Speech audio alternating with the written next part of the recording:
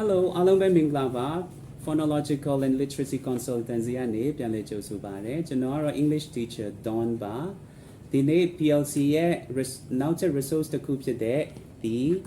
စကားလုံးလေးတွေကိုသင်ကြားတဲ့ပုံစံ resource တစ်ခုကိုမိတ်ဆက်ပေးချင်ပါတယ်ဒါကတော့ကလေးတွေဒီ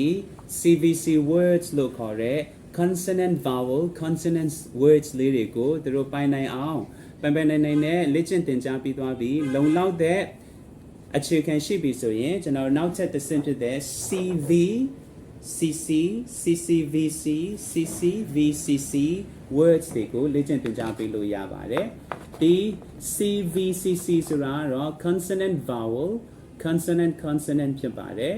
အဲ့တော့ C က consonant ကိုကိုစားပြုတယ် V က vowel ကိုကိုစားပြုပါတယ်စာလုံးတစ်လုံးမှာဒီ vowels တတန်နဲ့ပါတယ်တစ်လုံးနဲ့ပါတယ်စကားလုံးတွေရှိတယ်လို့မျိုးစလုံးတစ်လုံးမှာနှလုံးသုံးလုံးဒီလိုမျိုးအများကြီးကလေးတွေသူ့ level နဲ့သူ complex ဖြစ်သွားတဲ့ vocabs လေးတွေကိုလေ့ကျင့်သင်ကြားပေးတဲ့ပုံစံပဲဖြစ်ပါတယ်ဒီမှာဆိုရင်ပထမဆုံးအလွယ်ဆုံးစကားလုံးတွေဖြစ်တဲ့ CVC words လေးကိုကလေးတွေကပိုင်နိုင်ပြီဆိုရင် CVCC ဖြစ်တဲ့ဒီလိုမျိုး complex ဖြစ်လာတဲ့စကားလုံးတွေကိုလေ့ကျင့်သင်ကြားရမယ်အချိန်ပဲဖြစ်ပါတယ်ဥပမာဒီမှာဆိုရင်ဒီလိုမျိုး games လေးတွေနဲ့လေ့ကျင့်လို့ရပါတယ်ဥပမာ hidden words လို့ပေးထားတယ်ဒီ game ကဒီ hidden words ကဆိုရင်ဘယ်လိုမျိုးလဲဆိုတော့ဒီ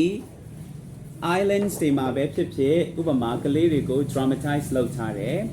ဒီလိုမျိုး islands မှာ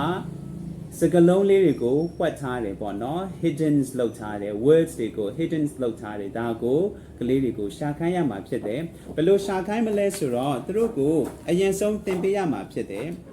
ဒီမှာဆိုလဲကျွန်တော်တို့ words တွေက short a ဆိုရက်တရတန်တူဖြစ်တဲ့ဒီ short a CVCC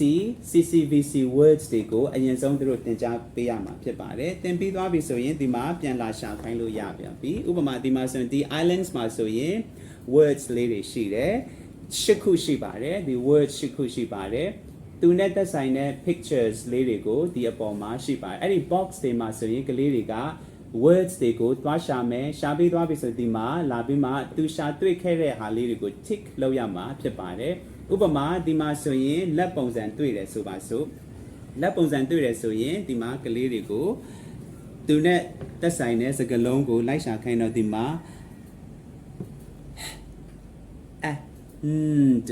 hand ဆိုတဲ့စကားလုံးရှိတယ်အဲ့တော့ဒီမှာ CVC ကိုကျွန်တော်တို့ဘယ်လိုသင်ပေးလို့ရလဲဆိုရင် and hand လို့သင်ပေးလို့ရတယ်လို့မျိုးတချို့ကလေးတွေဆိုရင်တော့ကျွန်တော်တို့ကဘာလုပ်မလဲဆိုနှလုံးသွဲတစ်ခါသင်ပေးလို့ရတယ်ဆိုအဲ့ဆိုတော့ Hက A က short vowel ဖြစ်တဲ့ကြောင့်လို့ထွက်မယ်ဆို HA ဆိုတော့လို့တွဲသင်ပေးသွားရင်d ဖြစ်တဲ့ N နဲ့ D ကိုတွဲသင်မယ်ဘယ်လိုပြောလို့ရလဲဆိုရင်အဲ့တော့hand ဆိုပြီးမှကလေးတွေကိုသင်ပေးလို့ရပါတယ်ဥပမာကလေးတွေက AND ဖြစ်တဲ့ and ဆိုတဲ့အတန်ကိုထွက်တတ်နေတယ်ဆိုရင်တော့ပိုလွယ်ပါတယ်ရှေ့ကဆိုတဲ့အတန်လေးထည့်လိုက် and hand ဆိုပြီးတော့မှကလေးတွေကိုသင်ပေးလို့ရပါတယ်ဒီလိုမျိုးရှစ်လုံးလုံးကိုကျွန်တော်တို့ကတရက်ချက်မှာသင်လို့လည်းရတယ်ကလေးတွေလိုက်နိုင်တဲ့ပုံမှာမူတည်ပါတယ်အကုန်လုံးပြရမယ်တစ်ချိန်ထဲမှာအကုန်ပြရမယ်လို့မဆိုလိုပါဘူးဒီမှာဆိုရင်လည်း short a နဲ့ပတ်သက်တဲ့စကားလုံး16လုံးရှိပါတယ်ဒါမျိုးလေးတွေသင်ကြားပေးလို့ရပါတယ်နောက်တစ်ခုကဘယ်လိုလေ့ကျင့်လို့ရလဲဆိုတော့ဒီစကားလုံးလေးတွေပေါ်မှာဒီလိုမျိုး manipulative ဖြစ်တဲ့ဒီလိုအမှတ်သားတစ်ခုခုနဲ့ပေါ့နော်ကလေးတွေကိုသင်ခိုင်းလို့ရတယ်ဥပမာဒီမှာဆိုရင်ကလေးကဒီမှာနောက်တစ်ပုံကကြတော့desk desk ဆိုပြီးမှကလေးတွေရှာတွေ့ပြီဆိုရင်ဒီဟာကိုလာအုပ်ခိုင်းမယ် desk okay so I found desk all right so where is the desk look in the picture ဒီပုံတွေကိုလိုက်ကြည့်မယ် here you go there is the desk so the desk မှာသူတို့လေးတွေက tick ရှာတွေ့ပြီဆိုပြီးမှ tick လေးတွေလောက်ရမှာဖြစ်ပါတယ် in other words so could you find me sand and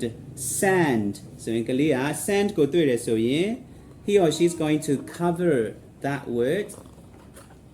with the manipulative right so ဒီမှာကလေးလေးတွေကဒီမှာတွားအောင်မယ် desk ပြောမယ်တခါတည်းပြောမယ်ရှာတွေ့ယုံပဲမဟုတ်ဘူးရှာတွေ့ယုံနဲ့ကျင်နဲ့လင်လို့မရဘူးသူတို့ကိုအတန်ထွက်ခိုင်းရမယ် desk ask desk ဆိုပြီးမှ song talk လုပ်ပြီးတော့မှတခါတည်း blend လုပ်ခိုင်းရမှာဖြစ်ပါတယ်အဲ့ဒါမှသူတို့ကအတန်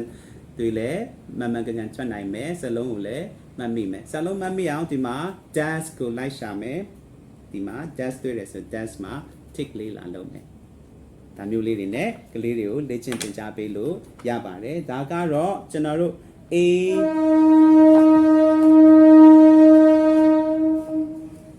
E I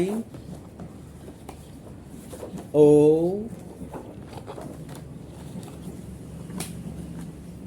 U short vowels A E I O U ငါးမျိုးစလုံးဒီမှာပါတဲ့ CVCC words တွေ CCVC words တွေကိုလေ့ကျင့်သင်ကြားပေးလို့ရပါတယ်